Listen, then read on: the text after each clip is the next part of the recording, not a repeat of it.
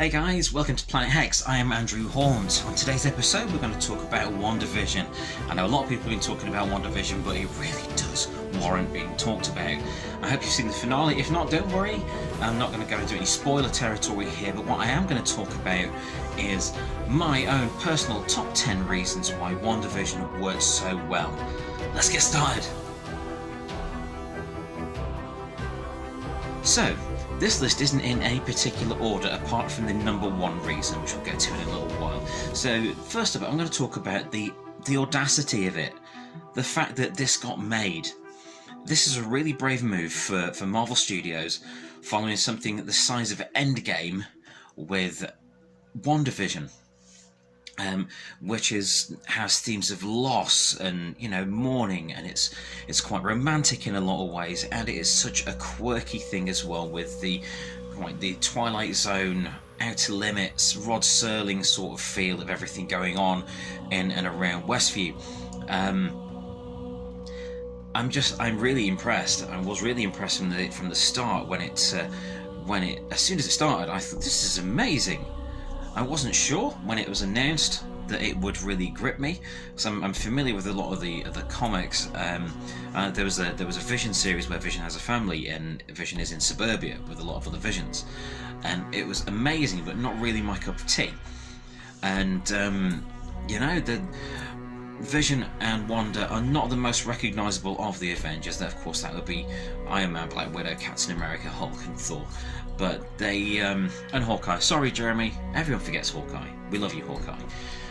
But the audacity that something so unique would be the big reveal of this new slew of Marvel Studios in-house TV productions.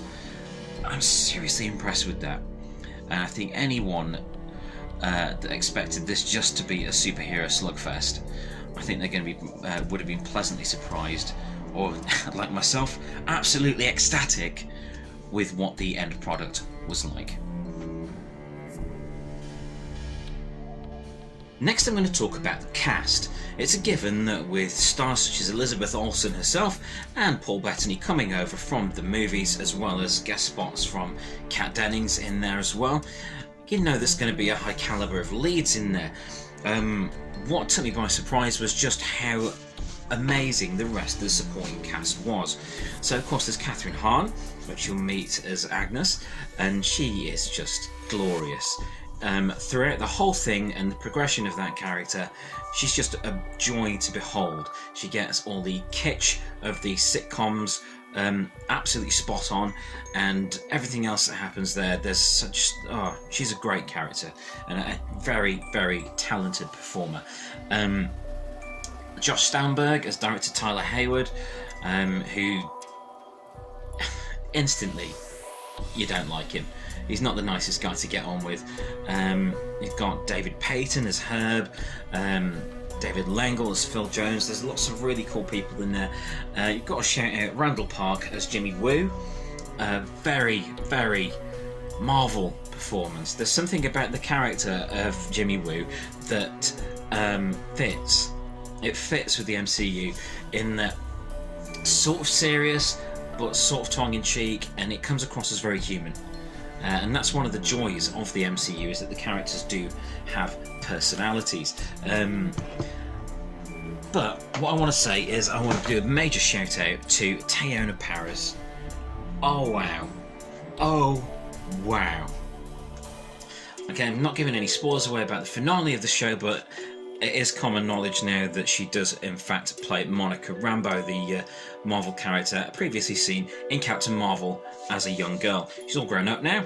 Her entrance into the series is just excellent, and really puts gives some perspective to the emotional fallout of what happens during Endgame. But yeah, Teyonah Parris, absolutely wonderful, wonderful performance, and I really look forward to seeing a lot more of her in the MCU, as I'm sure we will be doing. Well, I know we will be doing, but so yeah, the cast, from everyone in it was wonderful. We've got Emma Caulfield from Buffy, who has appeared in Buffy. There's lots of characters in WandaVision that act pretty much as red herrings. so you're never quite sure where it's going. And with such a uniformly stellar cast, there was no way this could fail. Number 8 is the writing. Okay, so throughout the MCU, throughout all the Marvel movies, the writing is consistently good.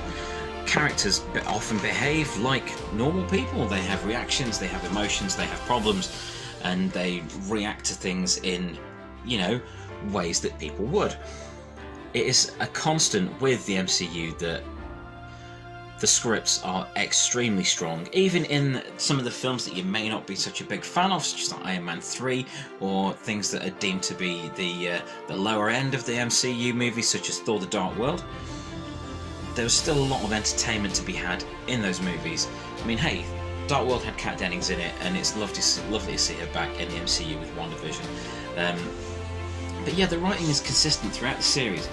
They get all the sitcoms beautifully on the nose. The sort of humour, the pacing, the rhythm of the sitcom stuff is done ideally. You can really see the influence of things such as the Dick Van Dyke Show and so on throughout the whole thing. So yeah, the writing of WandaVision is one of its great strengths. Number 7, onto those sitcoms. So the fact that this recreates sitcoms of different eras, it's a great idea. It's a fantastic idea in itself, but the execution of it is something else. If you revisit some of the episodes where they're showing the sitcom world, and if you look closely, it's not just the costumes and the sets and things like that, and the way that characters are talking. There's also like the aspect ratio changes to 4:3, so the older sitcoms have got a 4:3 ratio, so the image is square. The music that's used, the incidental music, is spot on, the sound effects. And also, if you look at the 70s and 80s periods, there's been a lot of attention being put into getting the right look of the stock. It's hard to explain. So I don't know how to explain it.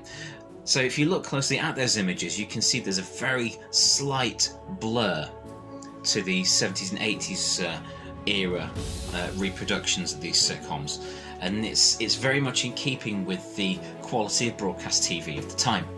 And it's that attention to detail with these things that makes such a crazy story really compelling. Number 6, the callbacks. Yes, there are a lot of callbacks to previous MCU movies, and WandaVision does expect you to have a certain amount of knowledge of the films, specifically Age of Ultron and Avengers Endgame. There's a lot of stuff, in Infinity War of course, there's a lot of stuff in there that calls back to those earlier films. So new viewers to if WandaVision is your first experience of the MCU, it will leave some questions to be answered for you that you feel free. If you're new to the MCU, welcome. It's a happy place to be. But the inclusion of those callbacks to the MCU maintains the fact that it is a shared universe, that this is a continuation of a far larger ongoing story. And I see it that this phase 4, is it's a bridge. It's a bridging phase over to something equally as spectacular as the Infinity Saga was, if not more. Number 5, the production values. The production values in this show are insane. Nothing has been spared here. Nothing at all. It looks every bit as good as an MCU movie, a big screen movie. Granted, it's a little bit smaller in scale, but when you look at some of the visuals, they are every bit as epic as some of the things you would have witnessed in Endgame. And there are things in WandaVision that I have never seen before in a TV series. I'm not going to go into them in here for the... I don't want to spoil it for anyone. If you've not checked out WandaVision, I don't want to spoil it completely for you. But the production of this thing looks incredible. There are flashbacks with certain characters that are just stunning, and I could have just watched films based on those flashbacks. It is excellent in every possible way. Visually, WandaVision is gorgeous. Number 4, the pace. So with WandaVision, it didn't hit you straight away with a huge action sequence. The first couple of episodes are straightforward sitcoms. And of course, things that are in those episodes are referenced and called back to and so on. There is a lot of foreshadowing going on in those 2 episodes, but they do ease you into the story in a very unique way, because while you know you're watching a sitcom, it just happens to be one with 2 Avengers in it, with superpowers, and you know that there must be something else going on, and that is gradually revealed as the series goes on. But the pace of it is wonderful. It takes its time, and because it takes its time, it is even more effective. Number 3, the comic book nods. Come on, there is so much stuff in here to love for fans of the original comics. The Avengers comics are full of so much lore, so much history, and so much has happened in those with those characters over a period of decades. It's amazing to see a lot of it coming together in this. I'm sure if you've seen any of the spoiler images of Evan Peters as Pietro, that's a nice payoff. It's a nice little call to the acquisition of Fox and the X-Men coming to the Marvel Universe at some point. There's a lot of nods, like the comics accurate costumes in the Halloween episode. They are wonderful, and a lot of people may have been annoyed by seeing superheroes in costumes that didn't look entirely comics accurate. But if you think about it, comics accurate costumes don't look great. They don't. They just don't. They're ridiculous. They're meant to look ridiculous and outlandish, but if they're transferred to film, transposed to movie, they don't work quite as well as they would on the page. So they're comics accurate costumes that you do see as Halloween costumes in WandaVision. They're a nice little nod, as were the Halloween costumes of other characters in that episode, which also call back to their comics roots. There's a lot of good stuff in here. And there are also callbacks to characters we haven't seen yet in some of the gestures. Some of the gestures that Scarlet Witch uses throughout this are very evocative of a relation, shall we say. So yeah, the comic book nods. Thanks, Marvel. Number 2, the surprises. This show is full of surprises.